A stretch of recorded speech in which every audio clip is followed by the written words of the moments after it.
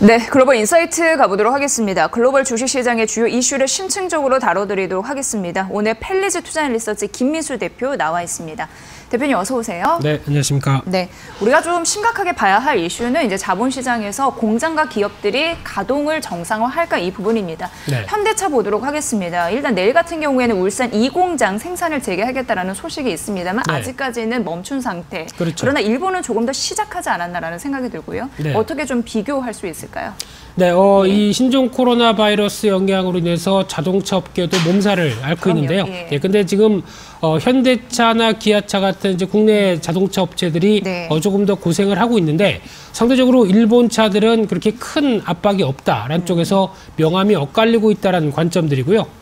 그런 흐름으로 봤었을 때 앞으로의 또 어떤 전략적인 변화의 요인들도 충분히 나오지 않을까 이런 부분도 확인해야 될 걸로 보여지고 있는데 특히 가장 먼저 눈에 띄는 게 현대차 가동 중단에 대한 소식이죠. 예. 물론 최근에 나온 얘기는 생각보다 좀 빨라질 수 있겠다라고 얘기를 하고 있는데 특히 아는 제 지인이 GV80을 이번에 나오면서 네. 사려고 계약을 하려고 하는데 예. 한 3주 이상 더 소요가 된다고 얘기를 하더라고요. 예. 네, 그래서 이 사태로 인해서 그렇게 나온다라고 하게 되면 최근에 나온 인기 모델인데 그 정도로 지연될 정도로까지 나온다라고 하게 되면 아무래도 생산에 대한 압박이 좀 크다고 봐야 될 것 같고요. 예.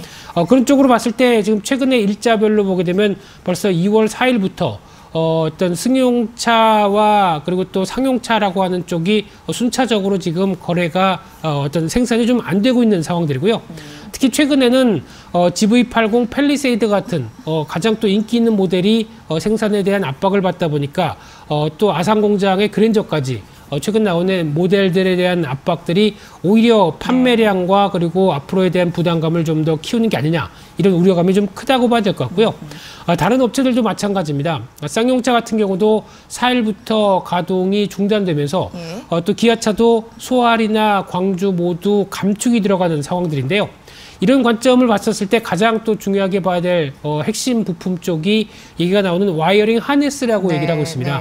이쪽에 대해서 이 부분이 뭐냐고 봤었을 때 차량 내에서 각종 전장 부품을 연결하는 케이블이라고 보시면 될 것 같고요. 그래서 화면에서 보시는 것처럼 그냥 케이블인데 뭐 그렇게 많을까라고 생각하실지 모르겠는데 벌써 보는 것처럼 여러 가지 부분에 많이 쓰이고 있다는 관점 쪽에서 상당히 또 중요한 부품 중에 하나다라고 보시면 될 것 같은데 여기서 이 와이어링 하네스의 특징 같은 경우는 일단 기술이 그렇게 높은 쪽은 아닙니다. 그래서 기술력은 낮게 평가를 받고 있는 상황들이지만은 맞춤형이다 보니까 각 차량마다 여러 가지 다양한 와이어링 하네스가 이어지다 보니까 어떤 수작업이 필요한데요. 이럴 때는 가장 중요한 게 인건비 싸움이라고 얘기합니다. 그래서 중국으로 사실 간 거잖아요. 그렇죠. 그러다 보니까 국내 대표적인 이 부품 업체 쪽으로 관련된 업체 쪽으로 유라 코퍼레이션이라든가 경신, 이 THN 같은 경우가 오히려 또 대부분의 물량을 중국 공장에서 어떤 생산해서 받는 구조다 보니까 여기가 막힌 상황 쪽에서 아무래도 충분한 공급이 안 되고 있다라고 보는 게 맞다고 봐야 될 것 같고요.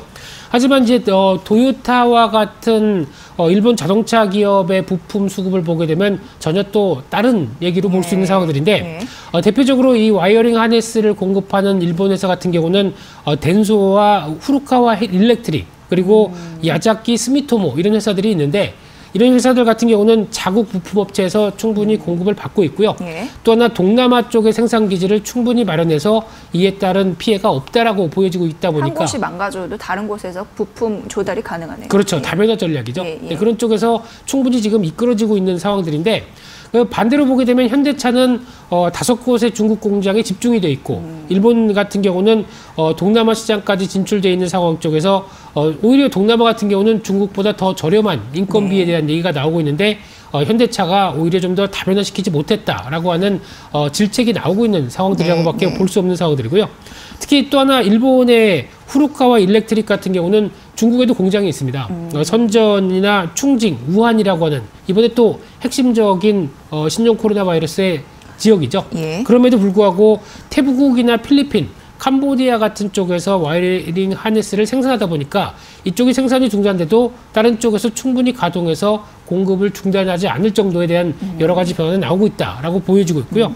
또나 일본의 야자키 같은 경우도 캄보디아에서 대부분의 물량을 생산한다라고 하게 되면 일단 앞으로도 마찬가지겠지만 동남아 쪽에 대한 여러 가지 생산 기지의 다변화는 앞으로 숙제가 아닐까 생각이 들고 있는데, 그러다 보니까 이제 현대차도 전략적으로 변화가 나올 가능성이 높고요. 네, 네. 기존에 일본과 관련돼서 어떤 노재팬 영향 때문에 이어졌던 어떤 정부의 국산화 관련된 소재 부품의 확대되는 전략들이 아마 자동차 쪽까지도 확대될 가능성이 높다라는 쪽으로도 바라보고 있고요. 그러다 보니까 정부의 약간 정책적 지원만 있으면은 충분히 전략적 변화도 이어질 수 있겠다라고 바라보면서, 또 하나 생산 기지에 대한 다변화 얘기가 가장 필요하겠죠. 인건비 관련된 쪽도 가장 중요하다고 봐야 될 것 같고요.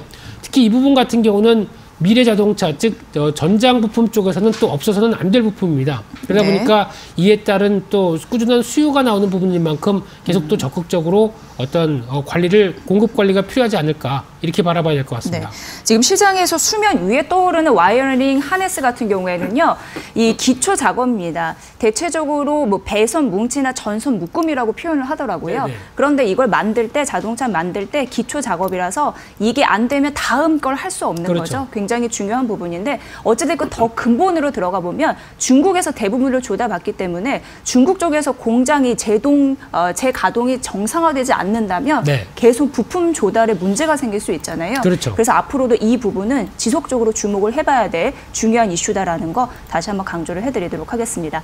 아무쪼록 이번 사태로 인해서 세계 경제가 뭐 3조 원의 손실이 있을 것이다라고 얘기가 나오고, IT 기업들에도 충격이 이만저만이 아니다라는 얘기가 나오면서 중국이 좀 가만히 있으면 안 된다. 인민은행 쪽에서도 경기 부양책이 나와야 된다. 이런 얘기가 나타나고 있습니다. 그래서 이번 주 같은 경우에는 이런 정책 기대감이 지속적으로 받쳐줄 수 있을까? 이것도 굉장히 중요한 맥이거든요.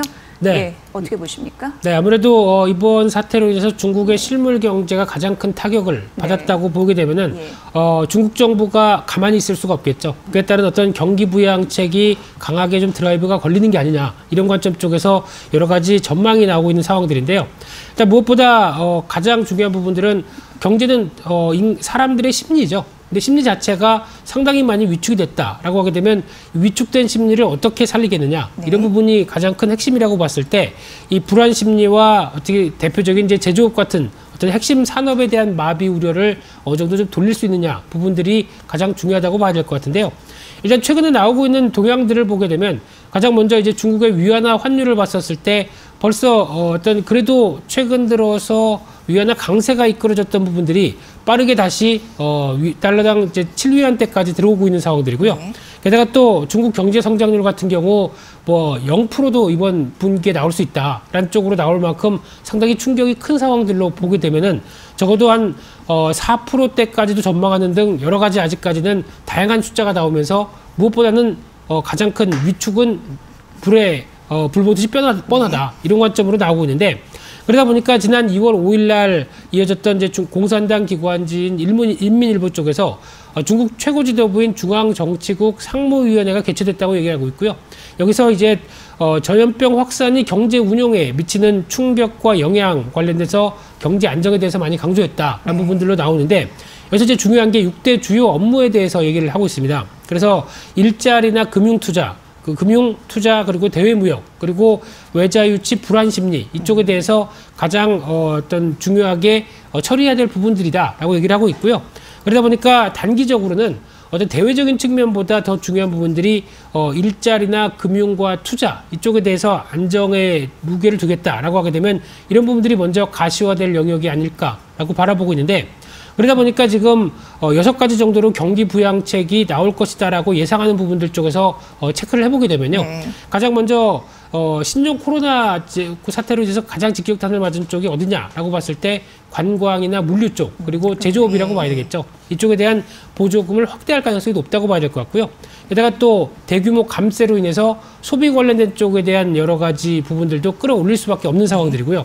또 지금 계속 어제도 이어졌었죠. 유동성 공급과 관련된 얘기는 계속 지금 나오고 있는 상황들인데, 아마 방점은 기준금리 인하가 나오지 않을까로 또 기대를 하고 있는 상황들이고요. 또 이제 특수 목적 채권 같은 경우도 작년에 한 2조 위안 이상으로 발행을 해서 그 자금을 가지고 어떤 SOC 사업이나 이런 쪽으로 투자를 하는 쪽으로 이어졌는데, 올해도 한 3조 위안 정도 이상까지는 추진할 것이다 라는 또 부분들이고요. 또 하나 신규 투자 같은 경우도 지금 이제 신기술 투자라고 바라보면서 대표적인 5G겠죠. 거기다 뭐 인공지능 같이 어떤 새로운 어떤 기술을 통해서 이를 통한 부가가치와 일자리 창출을 모두 다 같이 창출하겠다는 관점도 상당히 높다고 봐야 될 것 같고요. 또 하나 중요한 부분들은 이제 재정 적자 비율을 더 어느 정도 늘려서 지금 법인세율을 감소시키는과 함께 부가세율을 또 인하하는 부분들, 작년에도 계속 나왔던 부분들인데 네. 이를 조금 더 강화시켜서 어떤 적극적인 재정 정책에 대한 강화 요인들도 나올 수밖에 없지 않겠느냐 이렇게 바라보고 있는 입장인데요. 그러다 보니까 지금 중국을 바라보고 있는 입장 쪽에서 일단 지금 2월 20일 날로 보여지고 있습니다. 이때가 인민은행이 기준금리를 인하를 할 가능성이 가장 높지 않느냐라는 관점들과 함께 또 하나 3월 달에 양회도 주목을 해야 될 부분들이죠. 그래서 경제 성장률 목표치를 맞추기 위해서 어떤 구체화된 경기 부양책이 나올 수 있는 부분들, 이분들은 이번 달 3월 달에 가장 또 구체화될 수밖에 없다라는 관점 쪽에서 이 재정 정책과 통화 정책 모두 다 쓰는 강한 경기 드라이브가 나올 가능성이 높다. 이렇게 바라보고 있습니다. 네. 그래서 이번 주는 이 중국의 경기 부양책이 지속적으로 이어질 가능성이 있을지 이 부분도 증시의 방향성을 또 가늠짓는 중요한 결정자 역할을 할 테니까 잘 살펴보시면 도움이 되실 것 같습니다. 자, 글로벌 인사이트 함께했습니다. 펠리즈 투자인 리서치 김민수 대표의 분석이었습니다. 잘 들었습니다. 고맙습니다. 감사합니다.